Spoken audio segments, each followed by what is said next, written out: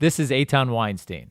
And I'm Naor Menninger, and you're listening to Two Nice Jewish Boys.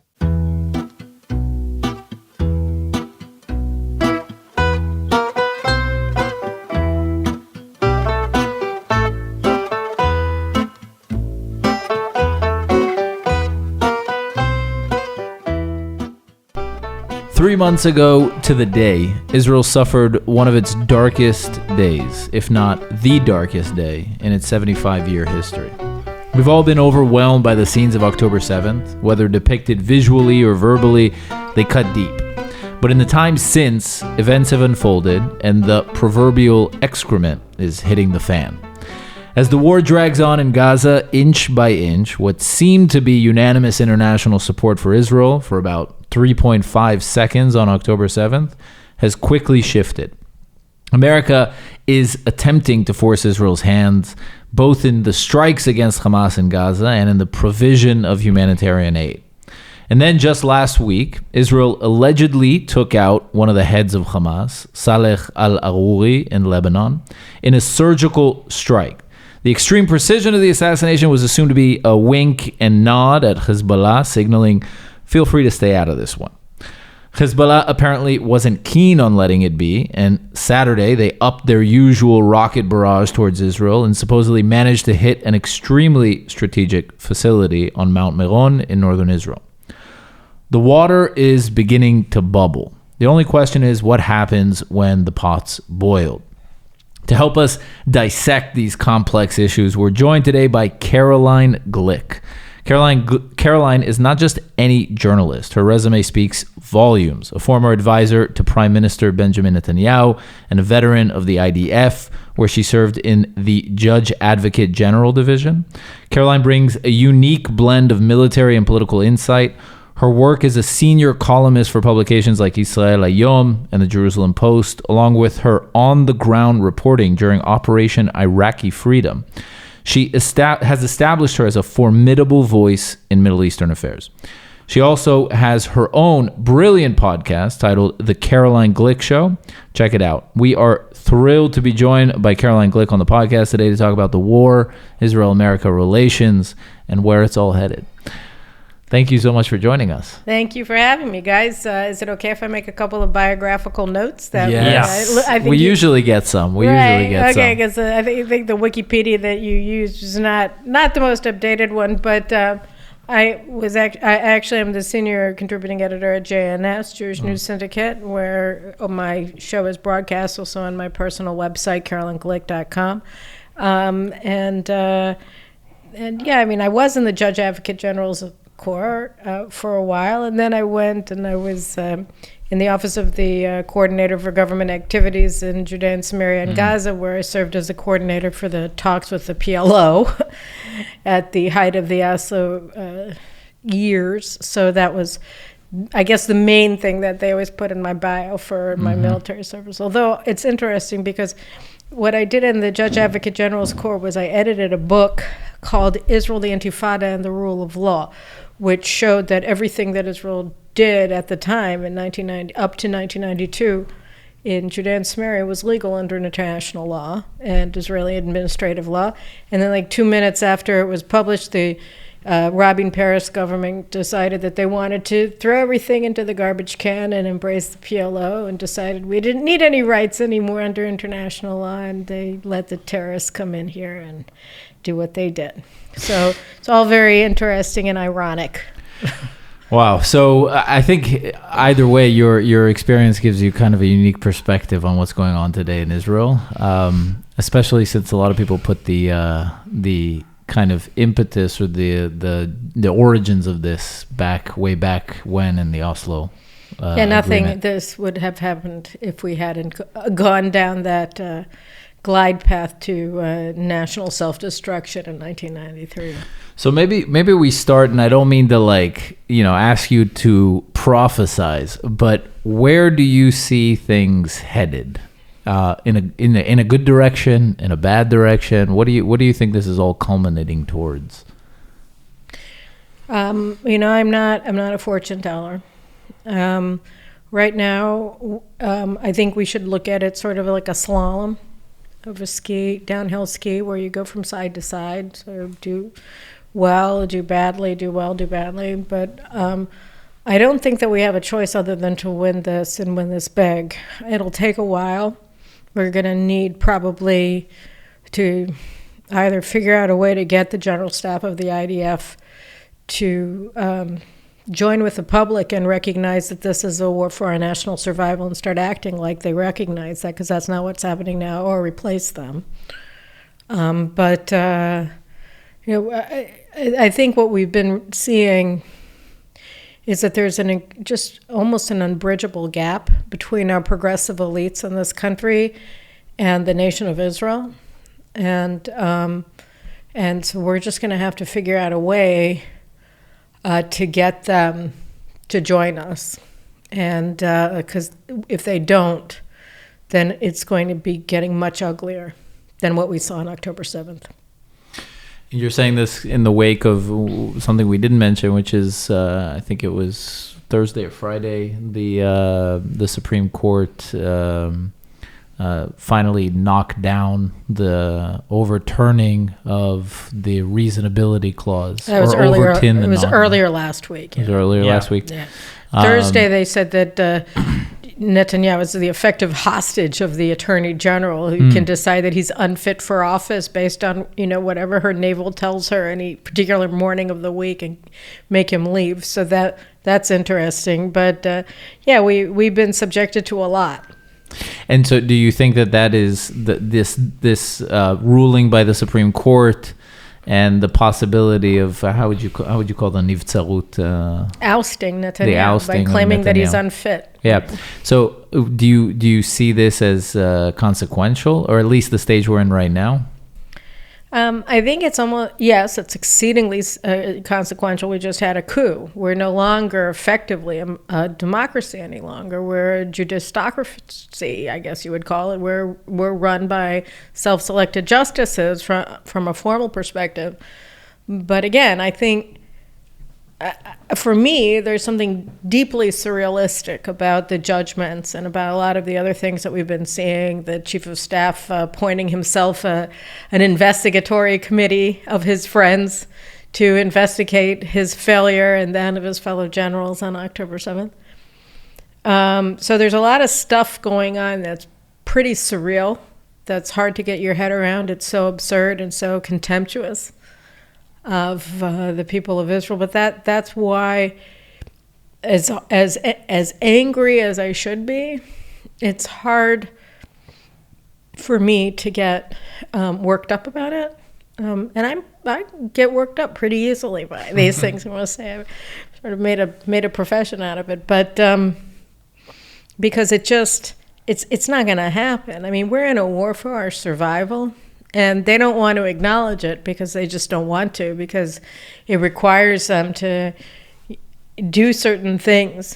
Give up on going abroad also, in the case of the army generals. I don't know. I mean, maybe they shouldn't go to France. I don't think Jews should be in France. Maybe they shouldn't do a lot of things. But, they have, my friend Gadi Taub says, they sort of look at themselves as members of this transnational class of progressives, and they feel more relationship to their fellow progressives in the United States or in Europe than they do to their fellow Israelis in Tel Aviv or in Jerusalem or wherever. And you look at them and you say, well, you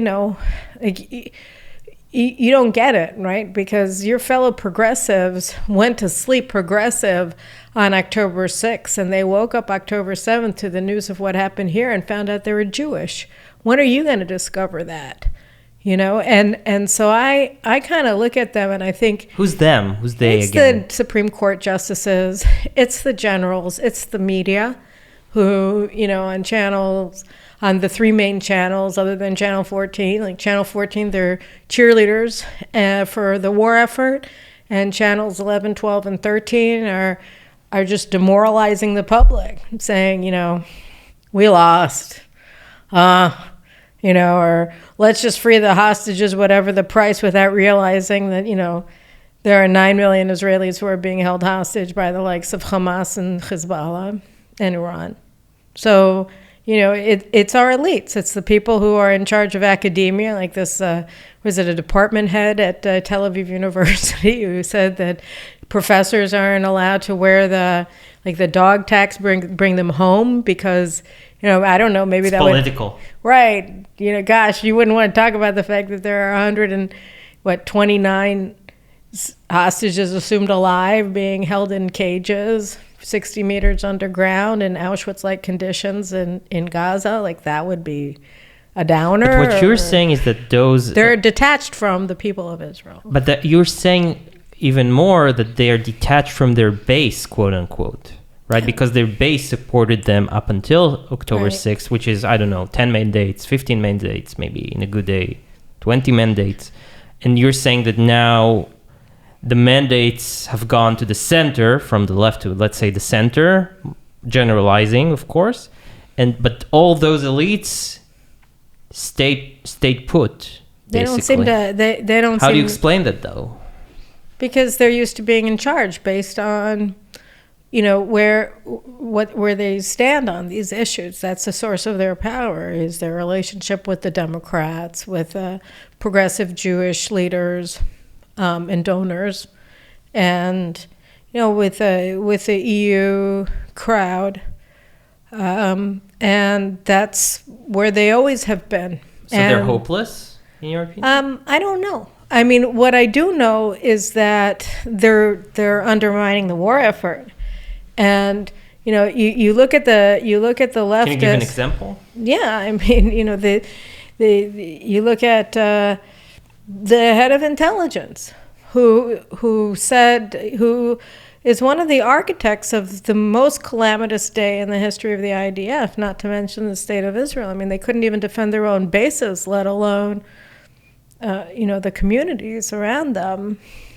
And that was because he completely dismissed the importance of detailed intelligence reports that they had been receiving for, years. And certainly they had a detailed intelligence report that came to him a year before, in October 2022, that set out in granular detail exactly what Hamas was planning, and he dismissed it. Exactly what happened. Exactly what happened. Exactly. I mean, that was they reported on Uvda, on the investigative show or whatever last week, Channel 2, and that wasn't the first time we heard about it. It's just that they said this, but they got their hands on the actual document. So we had heard about the existence of, repeated reporting, not only by the women who were watching all the preparations on the screens along the border, but also from the intelligence in the Gaza division, and that it was all just disregarded by Khalifa. So his first speech after he did this, after he refused to resign also, I don't know about you guys, but if I did that, the first thing I would do would be resign. Don't trust me, I'm a total loser. I have absolutely no wisdom. You cannot trust my judgment, right? Don't trust my judgment. Look what happened when you trusted my judgment. Carolyn Glick Suissa, I'm out of here tomorrow. Today, I'm not staying here. I would have said the same thing if I were Yaron Finkelman, the head of Southern Command. I would have quit. I would be too embarrassed to ever show up from work after that. I mean, I don't understand these people. It would never occur to me to remain. I'm just putting myself in their shoes. It would never do it. It couldn't. And yet, so his first public statement after this was, this isn't a war for Israel's survival, contradicting the prime minister and the government that had said it was. Mm-hmm. And then last week, he gave this speech to the cadets who are graduating from intelligence corps and from their officer corps. And he gave the list of the goals of the war: to cause massive damage to Hamas. That's not the goal of the war that the government approved. The government's goal in this war, and you're, by the way, just so you know, you're subordinate to the government by law, their goal is to eradicate Hamas, not to cause it major damage, to eradicate Hamas, both politically and militarily. Maybe what they say and what they. But he's not. It's not his job. I mean, he can tell that to the cabinet and see what they do. Maybe it's the order that was given to the army in practice. We don't know what's the actual... No, we know what the government said the goal of this war is. We know what they said to us. No, we don't know what they tell the commanders. Well, I mean, we have to assume at a certain point, right, that they told the army what they told us. And let me tell you something else. Pretend for a second that they told the army something else, which I don't believe. But that's not what he said, right? It's not up to him. Yeah. To tell us what the goal is. His job is to win the war based on the goals set for him by the government and is known to the public, which is to eradicate Hamas. And here comes Mr. Khalifa, the biggest loser general in the general staff in IDF history. I mean, he makes Eli Zaira, who was the head of military intelligence in 1973, look like a genius, for not predicting the Egyptian invasion, right? I mean, just like the smartest guy ever. And so here is this big loser, and he comes up for a second time, contradicts the government, not on the nature of the war, is this an existential struggle or not, which, by the way, has substantive implications, because if it's not, then fight to a draw. Who cares, right? Yeah. But the other thing is, and he says, our job isn't to do what the government said. It's to do what we say. And you look at that and you say, well, that kind of undermines the war effort, because that then gets translated to commands for the soldiers on the ground, including our son, including everybody's sons. Like, I don't know anybody my age who doesn't have a son or a nephew. And what are they fighting for is the question. Yeah. What are you doing? Are they going to have to go back? But are our younger sons going to have to do this in 4 years again after we suffer another October 7th? But Khalifa has a commander. Yeah. Right? And he's a terrible one. He should not be there. He's not worthy of his soldiers. He's not worthy of the people of Israel. He's not worthy of his officers. He should not be there. I mean, I don't know what a guy has to do to prove that he's incompetent. Really, I mean, what does he have to do? Disregard a half dozen explicit, detailed warnings that Hamas is going to do exactly what they did, and then have them do it? Kill 1,200 Israelis in a single day, take 240 hostages to Gaza, and you don't quit? Like, so you're what saying is not clear in this picture? Yes. And even if it says that the army would go in war with new commanders, with new, it's a bit, you need to oil all the, I don't know, like all gears. the gears, and the system. And you have people that aren't experienced. Or Thank haven't God, been look at their experience. Their experience is an experience of failure. And what would you say? And incompetence. Like a lefty or even a central, even some right-wingers who would listen to you right now would say, but she doesn't say anything. What about the government? What about the buck's got to stop somewhere. Yeah, well, first of all, I think you have to put the blame where it primarily lays, because they didn't tell the government any of this. So it's like, did Netanyahu exercise good or bad judgment? Can he be blamed or not? Well, what did he know? He didn't know about the reports. The Herzl Levy didn't tell Netanyahu. He didn't tell Defense Minister Gallant. He didn't tell the division commander in Gaza that at 4:00 in the morning they had received a warning that Hamas was gathering its forces and moving them towards the fence. But something that can be said about the government, and I wonder what you have to say about this, because I've been thinking about it for a while, which is the fact that ultimately, if you are the leader of the country, the buck has to stop somewhere. It is your responsibility in the sense that, okay, maybe he didn't know, but if you have such a rotten chain of command below you, you are responsible for that. You're responsible for not this. Firing the chief of staff that was imposed on him in spite. I agree. I mean, I have so much criticism of Netanyahu, but there's one big thing. Let me tell you, I think that it's a disaster of epic proportions that he didn't fire Herzl Levy, that he didn't fire Gali Barav Miara, the Attorney General, in the first 2 hours after he was sworn in as Prime Minister in December of 2022. I think that basically paved the way for all of the suffering that we had to endure in the 10 months following his restoration to power and to the invasion. So, I mean, yes, he that was terrible that he didn't fire them.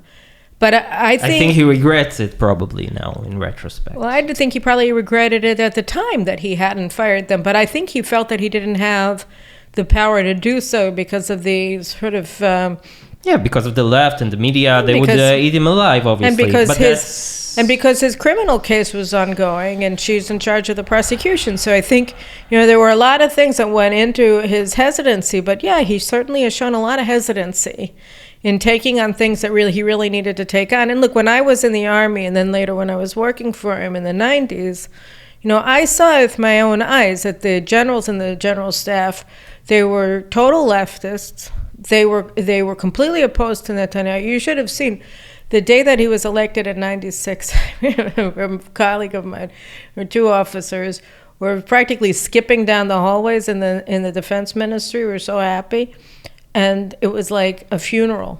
Everybody was sitting shiva because Paris had lost to Bibi. We went to sleep with Paris and woke up with Bibi. Like I went to bed at 2 o'clock in the morning after thinking, Al Naharot Bavel, on the rivers of Babylon where we said, and crying, Yeah. And then a friend of mine called me up at 5 o'clock in the morning or something. He says, Carolyn, turn on the radio.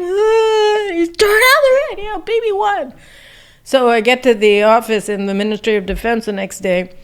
And we were so happy. And everybody there was so upset. And the minute that he came in, the generals and the general staff, from the chief of staff, Amnon Shachak, down, they were all trying to oust him from power. They were all working against him from the beginning. And I get to the prime minister's office, and they finally got rid of him. It was Amnon Shachak, together with Itzik Mordechai, that ousted him from power in 99. So it's like he had this... You're saying the chief of the IDF conspired. Well, when Amnon Shachak was chief of staff, he refused to even meet with the prime minister. It was crazy. And they were not telling him information about the Palestinian Authority and about what Israel's intentions were in the agreement with Hebron. They were lying to him about a lot of things. And, and I was watching it happen. I was 25, and I'm watching this happen. I'm going, holy smokes, they're trying to oust him. It never occurred to me. In America, it wouldn't... It couldn't. It's a different chain of command in America. It's a different system of government. It's a presidential system. And just leaking everything from the meetings. They would get out the generals would get out of the meetings with Netanyahu, these top secret meetings. They get out their phones. You remember I don't know if you're too young to know, but they had these big Motorola's with these huge antennas, and they would go out of his office and already be on their phone with Nahum Barnea or with, whatever, all of these diplomatic reporters to leak whatever it was that they wanted to hear about Bibi. And then or Yossi Sarid, and then they would get up on TV, before the notes from the meeting were even written, attacking a decision that Netanyahu made in a top secret meeting. So, you can't imagine how bad it was. And I saw it. I was like, I can't believe this. Well, look where I am. I got to, I made Aliyah 5 minutes ago. I got to the top of the top, and I find that I'm surrounded by these horrible people. It's a farce, basically. Well, it was a terrible feeling. I had thought that everybody who served in the army, from the cook certainly to the chief of staff, they were all Yoni Netanyahu's. For me, I was just, maybe you were the same way growing up in America and coming and being a lone soldier. You have this fairy tale idea of the IDF, certainly of the general staff. Then I get to the general staff, 2 years after I make Aliyah, just the weirdest thing, right? Like Forrest Gump, That's how I felt. I think the movie came on around that time. I get that, and there I am watching this unfold. And then I get to Bibi's office later. And 99, I had already left. I was tired of this racket. I went in 98 to Harvard to get a master's in public policy. Yeah, to the Kennedy School. I wasn't. I hope you didn't misquote anything. I didn't. If I had, I would have gotten in trouble. But no, I went there and I got a master's of public policy. So I was there when he was when he was defeated in 99. But, I watched it all, and it was like this slow motion car crash. So he came back into office 10 years later, and I think that his takeaway from that was don't try to take on the IDF. And then you saw he did like all these bypass operations to bypass the IDF. He went to the Mossad, and he waited until he could finally get a Mossad director that he could deal with. He went to the foreign ministry, tore that apart, and built the Ministry of Strategic Affairs and the Ministry of Diaspora Affairs. So he's always trying to go around, but he never went to the heart of it.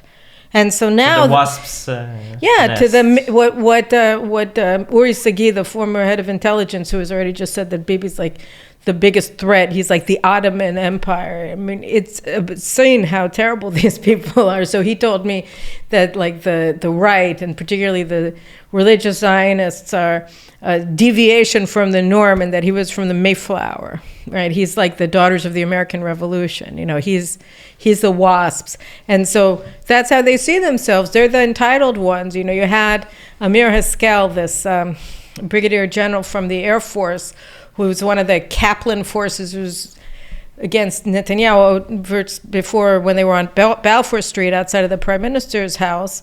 And he was the one who told the police officer who was from Ethiopia, whose family came from Ethiopia, he said, "How dare you try to arrest me? I brought your parents to Israel." Like, he flew them. Like, she owes him because he served in the military. Are you mad? I mean, this sense of entitlement and privilege is so deep-seated in these people that they can't imagine the natives, coming up, all of these unwashed Americans and religious people and, black people and Sephardic people. We're not allowed to be in charge of anything because, it's theirs, because their parents did this or they did that. And they only did it because they were the children of. They gave the state. They made the state for us, and we just have to obey them, I have to ask you, though, back to the war, because you mentioned how Channel 14, and I know you appear there from time to time, they are cheerleading the war.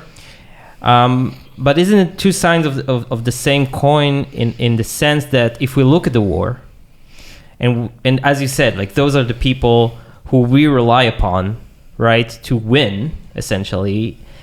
Can we win with such people at the helm, right? Can we even win?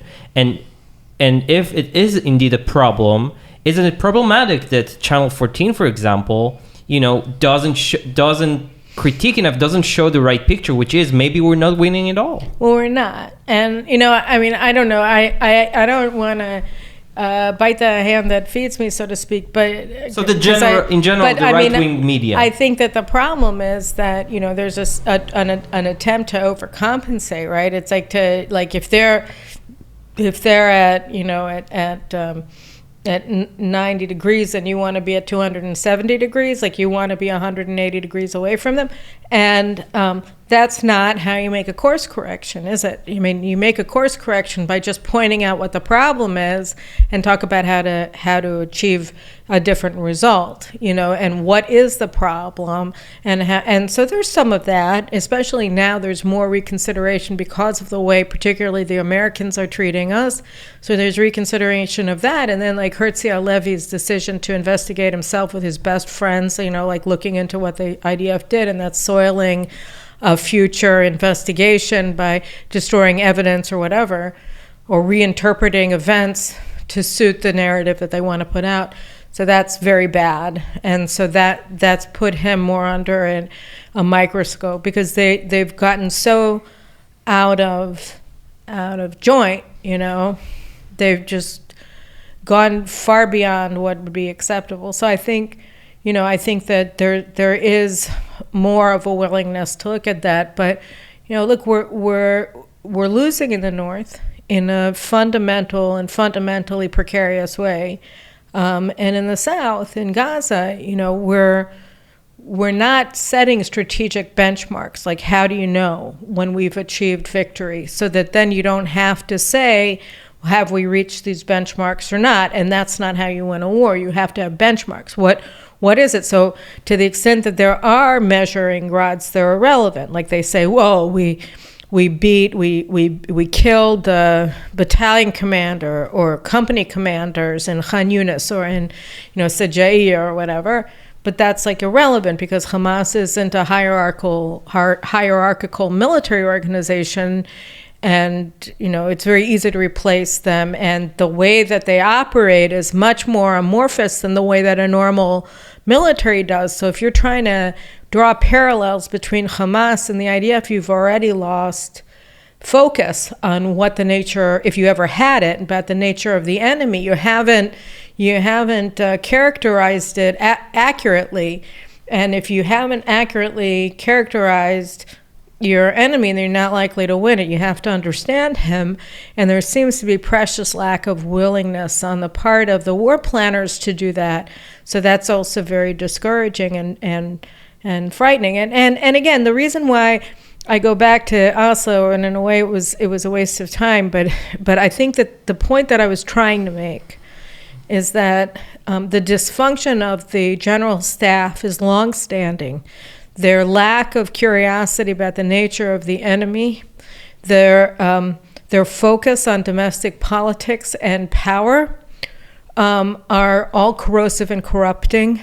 And you have a prime minister in Netanyahu who's been contending with his state of affairs and not fixing it, and instead trying to go around it. And with some success. I mean, the Abraham Accords was a strategic success. Israel's economic prosperity is a strategic success and a force multiplier. But at the same time, a lot of other things were also happening because of the pathologies of our ruling class. Like, for instance, the transformation of Israel from a sovereign, strategically independent country into a country that's strategically dependent on the United States for no reason. Like, we didn't have to do that, but we made ourselves completely dependent on American armaments, and were willing to cut down and really starve out our domestic production lines, undermining our strategic independence over decades. And that's debilitating, as we see today. And also, can you talk a little bit more about that? Is that like what? Let me just say, and the last thing is the strategic concept that that our military problems are actually political problems, and that the threat that we face from the north or from the Palestinians, whether in Judea and Samaria or in Gaza, are actually problems that have to be solved diplomatically, which is a total lie. And they're military problems and threats that have to be solved first and foremost militarily. So those two doctrines have been debilitating. And now, what were you saying about? Well, what I want to specifically about our reliance on American armaments, which I'm wondering, like, to what extent do we know how dependent we are on the Americans, and how debilitating is that? I mean, do we not have the capacity to fight this war to the full extent on our own? No, we don't. We don't. I mean, we particularly since Obama really, Barack Obama really did something very insidious to us in 2016. And I wrote about it at the time in the Jerusalem Post. And I said, we mustn't under any circumstance accept the New Deal that he wants for military assistance. Because what he did was he increased military assistance, which we shouldn't have anyway because we're a wealthy country. We have over $50,000 a year in per capita GDP, which is one of the highest in the. I mean, I think we've gone past Germany already, which is crazy. I thought it was nuts when we went past Japan, but now, like last year or something, we went past Germany. So we're not poor. We don't need welfare, but so I thought we shouldn't take it at all. But be that as it may, our welfare queens in the general staff, they just can't live without it. And so Obama gave us this offer. He said, I'll raise you the annual aid from $3 billion to $3.8 billion. But the poison pill is that, it's a memorandum of understanding that went into force in 2018, and it goes for 10 years. So the idea is that by, I think, the last 5 years, we're not allowed to use the money here. All of it is subsidies for American military industries and factories. So we as a result shut down a lot of our domestic production lines because we're getting it for free in quotes from the United States.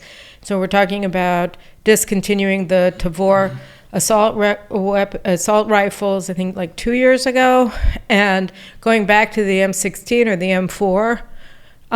Why? We took all the trouble to develop the Tavor, and they were used. They're good, right? I mean, our special forces are using them, but they were giving our regular units M4s, and then in order to get more bullets, you have to get additional military aid from the United States. So then you had people like Ocasio-Cortez and Ilhan Omar and Rashida Tlaib who hate Jews and want Israel destroyed, saying, well, no, you can't give them because the settlers are going to use them, right? And so then they started saying we couldn't buy additional assault rifles, we couldn't buy additional assault rifle bullets because it might go to settlers, and it's like, yeah, so they're threatened with annihilation by their Palestinian neighbors. But no, they're settlers. And then they make up this whole lie about settler violence, which is a total lie.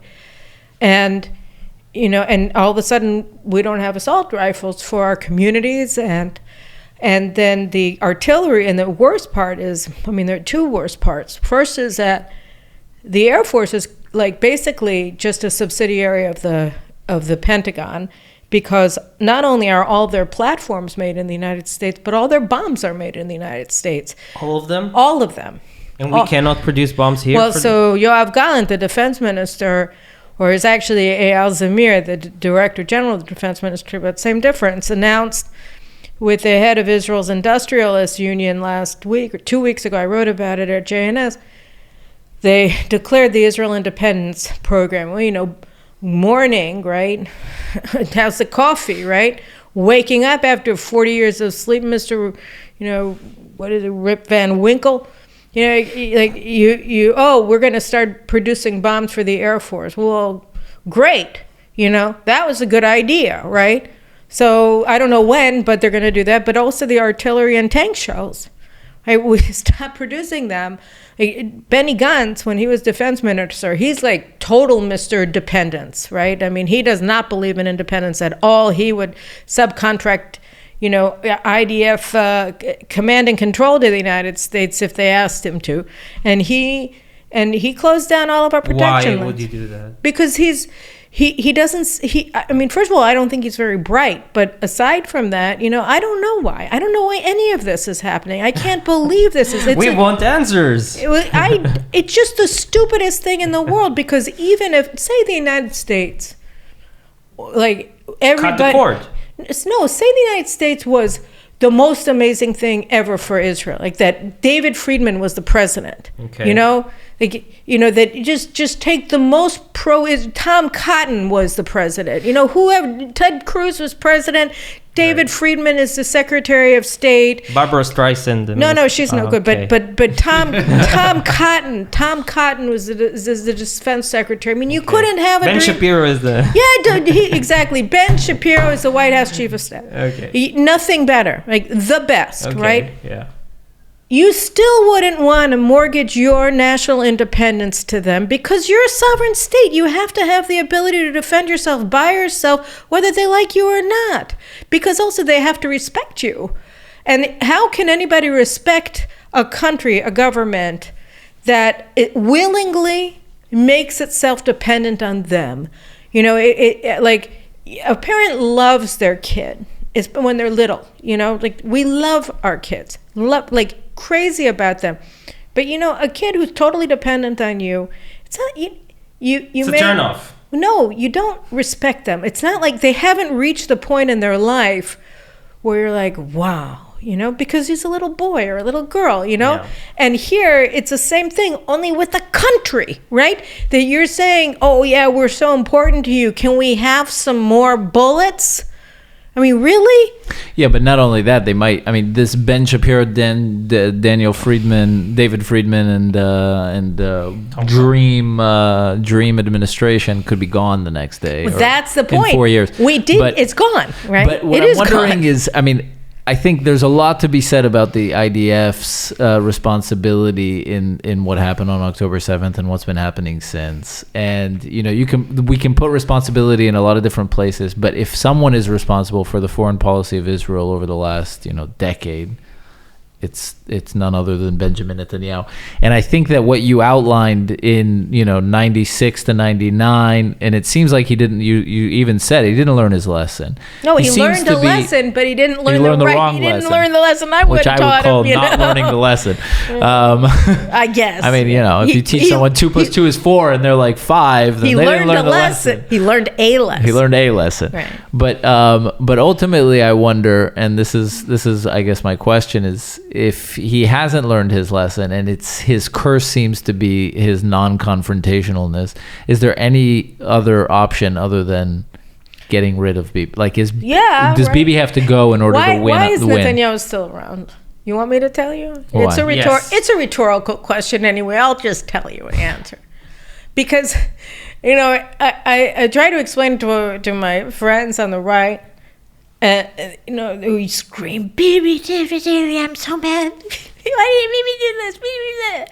I say, I'm sorry, what's the other alternative? Yair Lapid, Naftali Bennett, who are your alternatives? And that's the reason why, that's his secret, because no matter what, he's always been the best.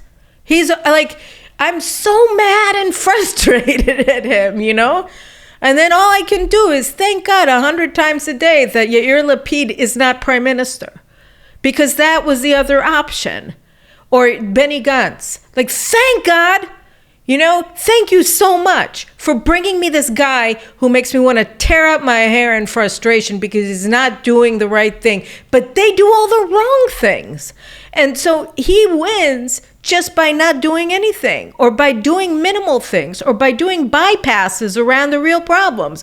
Because Yair Lapid was prime minister for 3 months, and he managed to give Hezbollah its greatest victory over Israel ever. He gave them our territorial waters, our economic waters, the promise that everybody assumed, thank God, another miracle, right? There was no natural gas in that platform, but he gave them a platform that we had rights to, that, was going to give money to our grandchildren and great-grandchildren. And how did you do that? You were in office for 5 minutes and you still managed to do this. That's crazy. Yeah, but I don't think anybody from the right is arguing that Yair Lapid should be prime minister. But who was the alternative? So I'm saying, is there no alternative on the right? Yeah. Because I'm so likable.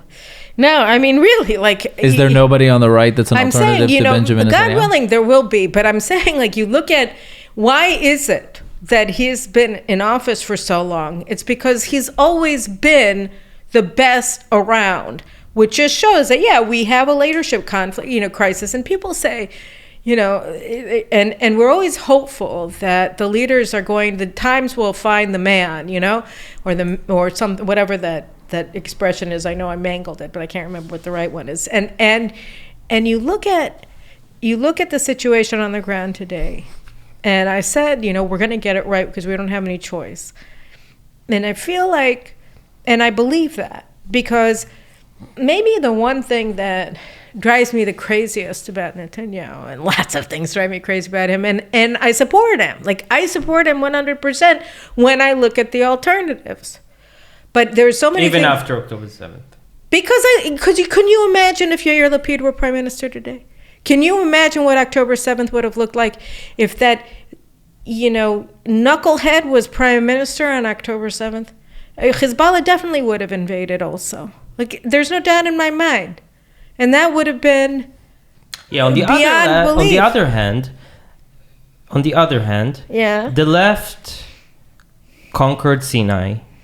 There's a different left. The left, I don't know, the left conquered the Golan Heights. There's a different left. Right, the left conquered Judea and Samaria. Yeah, and in 1967, in 1967,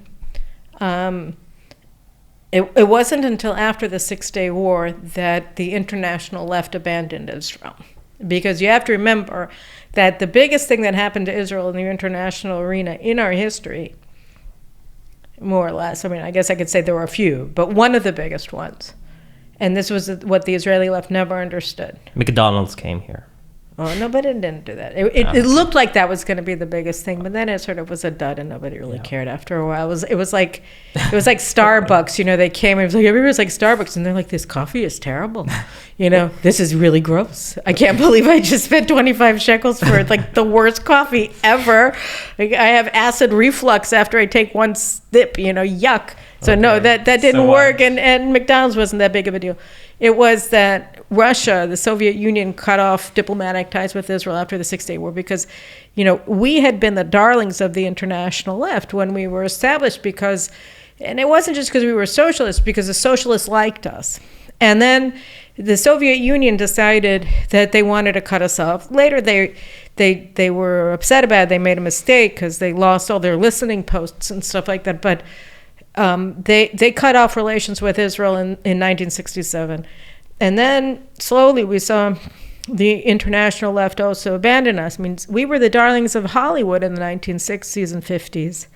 And then suddenly we weren't anymore. And we thought, and the left here never understood that it had nothing really to do with us. It was about power politics between the world powers in the Cold War. But so they were blaming themselves that the left them.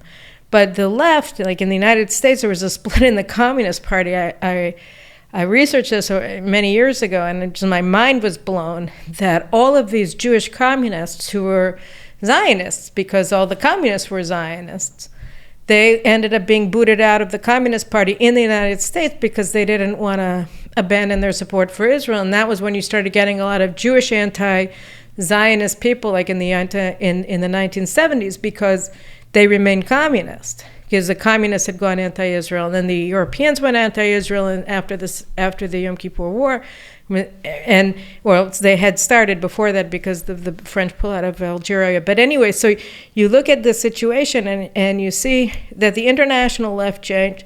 The new left, which was progressive, replaced the old left, which was socialists and workers' rights. Like, nobody cares about workers' rights on the left anymore at all. They don't know what work is, so they certainly don't know what, unions are. And so when you look at the way that the left has been transformed into cultural Marxism, and the Israeli left got very confused by this. They thought we had done something wrong, and that was when they and then they lost in 1977. So led by Shimon Peres, they sort of became part of this peace lobby, thinking that would bring the French back, that would bring the Soviets back. At least some people thought that. I'm not sure if Peres did, but definitely the Europeans would come back, and the American left would come back. But they didn't. And then instead of abandoning the left that had turned against us, our left, particularly our elites, became increasingly post-Zionist. So what happened on October 11th, if you look at like the survivors from Be'eri and from Kfar Aza, what did I say? 11th. Sorry, I was thinking September 11th again. Yeah. October 7th, you see all the kibbutznikim who were progressives and post-Zionist on October 6th. Gaza. They suddenly have reattached to their Zionist and more socialist ethos that they had in the past, but our elite have not. So you listen to the people in Be'eri talk, you listen to who are very far to the left, very, very far to the left, and you listen to the people from Kfar Aza and Nir Oz and all of them, they don't sound anything like the media. They don't sound... But they'll still vote for Gantz, Lapid. Well, they might vote for Gantz, but you never know, because that's the other thing, is that people don't know what's going to happen. How will it end? We don't know who's going to run. Yeah, also true. But also we don't know how it's going to end. We don't know how it's going to end. Here I have to ask you about it, because, again, coming back to the beginning, how do you see the state of the war right now? Where is it heading? And what is victory? And is it possible? So victory is changing the way things are done. Victory means not believing that there are diplomatic solutions to military problems, but actually solving military problems through military means. And so when they talk about destroying Hamas, so that means destroying the dawah, Hamas's welfare, Islamic welfare chains, closing down all of the NGO networks that fund Hamas. It means seizing control of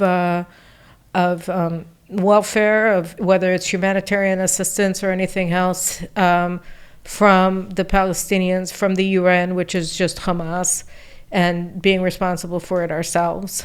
And then militarily, it means taking complete control over Gaza and rebuilding our bases there, or seizing the bases that that were built after we left for Hamas, for the Palestinian Authority, whatever, and controlling Gaza and remaining in place, not leaving. And as far as civil affairs concerned, but then soldiers will die every day. Well, yeah, but they'll be defending the country. I mean, maybe, like, I'm sorry, what just happened on October 7th? I mean, like, what do you want? What's the alternative? Like, you look at it, it's like you can say, this was our doctrine. Our doctrine was we leave, we close the door behind us, maybe lock it, with a big fence that costs 3 billion shekels. That's really, really super-duper, high tech and really smart. And then we can bury our heads in the sand and say, we can't see you, and they can't see us either, and they don't care anymore. But it works out that when we close the door, they're looking through it and saying, but we still want to kill you. We wanted to kill you when you were here. We wanted to kill you after you left. Yeah, and they want to kill us when we control them. So no, because we'll be in control. I mean, a lot fewer Israelis died from terrorism when we were in control of Judea and Samaria and Gaza than after we formed the Palestinian Authority. But still, people die in Judea and Samaria almost today. Yeah, but we're much you're not safer. Safe and you live in Judea and Samaria. We're much safer in Judea and Samaria than the people were in the kibbutzim next to Gaza. But you're arguing for Israeli military presence, but still a Palestinian population? I don't know what's going to be. Yeah, I mean, I don't know how many people are going to want to stay. I don't think it's very inhabitable. But right now, in the northern part of the Strip, Strip, there are still 150,000 people there. Which is a tenth of what there were previously. Right, so why not just lock down the border? Because there are still a million of them. There are still a million of them in the south. In the southern part. So I'm saying, but at least the northern part, right, but we haven't controlled the northern. I mean, that's the other lie that we keep being told, that we've controlled northern Gaza. We haven't. I mean, we just, they still control underground. We still haven't routed them. And not only that, like the Institute for the Study of War, I think it was in Washington, they just put out this assessment, and it's correct. They said, given the force structure of Hamas terror cells, by bringing down the number of forces that we have in northern Gaza, we've given them the ability to reconstitute. So it's not, right now we're in the middle of a war, in the height of a war, we're at the beginning of a very long war. This is not a war that's going to be 6 days. It's not a war that's going to be 6 months. We'll be lucky if this war is 6 years. It sounds to me like First Lebanon War. No, the First Lebanon War we won very quickly, and then we just sort of devolved from there under American pressure. But what I'm wondering is, why not state as an explicit goal of the war to conquer and the Gaza Strip and have as little Gazans, Palestinians there as possible? I don't know. I think it's probably because of. It should, but just not. I think that the concept is to be as amorphous as possible, so that you can get as much buy-in from the United States as you possibly can. And but strategically, do you think that is the right? I don't see any other way. I mean, I also think that we should open up the border for them to leave. I think that they should be allowed to leave. I don't understand the whole concept of not allowing people to leave a war zone. They should be allowed to leave. Yeah, but that's in service of the strategy of getting rid of as many of them as possible. Well, out of the Strip. There's nothing wrong with that, is there? No, that's what I'm saying. That yeah, but I'm saying that right now it's a statement. It's an expression of the incredible hostility that the United States and Europe, of course, but I mean that specifically the United States under the Biden administration harbors towards Israel. that they're blocking the escape of the Gazans through the Rafah crossing. To me, it's just shocking, because what they're saying is, no, you're stuck with these people who actually participated in the genocide of the Jews on October 7th. And who do no longer want to be there. And who don't want to be there. And who would love to leave. And they want to preserve the problem. It's amazing. Yeah. Before we wrap things up, because we're right around time, I do feel like we missed an opportunity to talk about the Northern Front. And I want to maybe, because the conventional wisdom today in Israel is you can't have two fronts on this war. We can't be busy in the north while we're still trying to deal with the problem on the south. But in the meantime, civilians and soldiers are being killed all the time. And just now in the north, and just now, as we mentioned, highly strategic targets in the north on the Israeli side are being targeted by Hezbollah and destroyed, or at least severely damaged. So what do you think is the right course of action there? I'll be brief. Right now, the status quo is only serving Hezbollah's aims. The side that needs the situation to fundamentally change in order to be safe is Israel. And that we have 60,000 people. More than that. And that are internal displaced refugees. And they cannot go back to their homes so long as the status quo obtains. Hezbollah has to be downgraded militarily. There's no other way that the residents of Kiryat Shmona, and really the residents of Nahariya, the residents of Shlomi, the residents of Haifa, can't feel safe in their homes at all. And so you look at the situation when the Americans say that they want to avoid another front in Lebanon. What they're saying is that they want to eternalize the fact that the northern communities cannot return home, the depopulation of northern Israel, and that's an absolutely unacceptable scenario from an Israeli perspective. So right now, Hezbollah, by quote unquote not going into a high intensity conflict with Israel, has depopulated northern Israel, has maintained its control of Lebanon down to the border with Israel, including the border with Israel. They've taken strategic action against Israel's most critical military infrastructure on Mount Meron. They targeted another piece of critical military infrastructure, apparently on Har Meron, on Mount Meron, on Mount Hermon today. So we're looking at an existential threat to Israel, because Hezbollah poses an existential threat to us physically with its military, with its missile arsenals, and with its commando forces. And they're not being downgraded. So this is not, and then the Americans come in and say, well, we prefer a diplomatic solution. Well, you can't have a diplomatic solution to this military problem. You can only have a military solution to it. And so, and anything else imperils this country like we've never been endangered before. And so it's true that, we face a difficult situation having these two fronts. But, a friend of mine who's serving in one of the reserve units, he made a point to me yesterday, which I still have to think about how compelling it is. On the face of it, it seems very compelling to me, and but I'm just going to toss it out. And I'm not saying that that I'm completely on board, because I just haven't had enough time to think about it. He said, look, Carolyn, the problem is that we keep thinking that we have to have everything precise, that the targeting has to be precise. And that's not true, because we're only helping the other side by doing this, because you're dealing with a society that's at war with us, and we're not actually deterring anybody, and we're also not defeating anybody.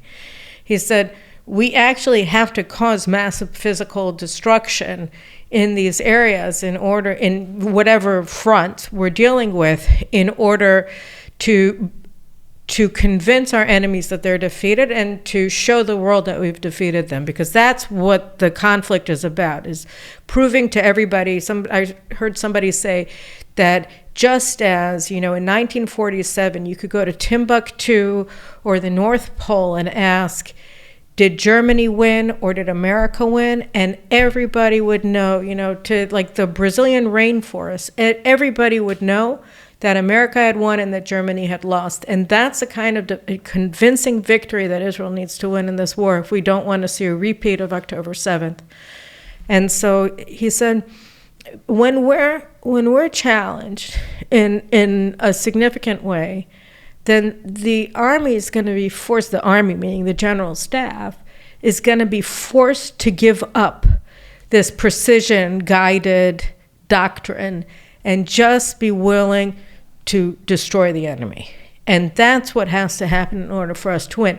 So his argument to me, and again, it seems compelling, but I'm not totally convinced it's correct, but it seems compelling because I don't exactly know what we have, and I have to think about that too.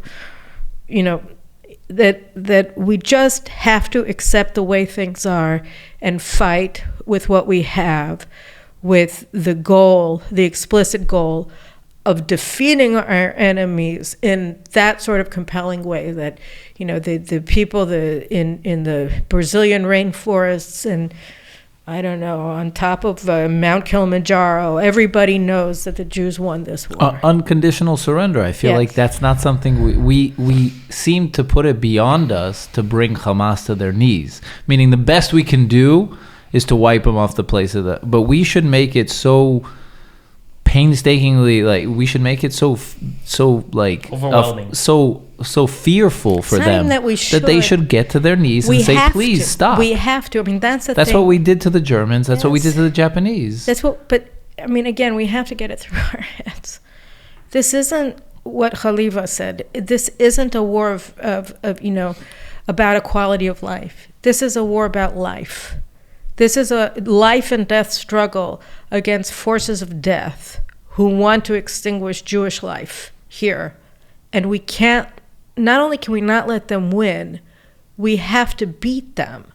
And that means what it sounds like it means. It means truly defeating them. It doesn't mean trying to get to a diplomatic solution or rebuilding the two-state solution. It means we have to defeat them so badly that they will cry uncle, that they will beg us to stop, and we will only stop when we see that their begging is genuine. Mm-hmm. I mean, that's what we faced on October 7th. The state of Israel disappeared for, 24 hours or 18 hours or whatever it was, and immediately we got Auschwitz. Immediately.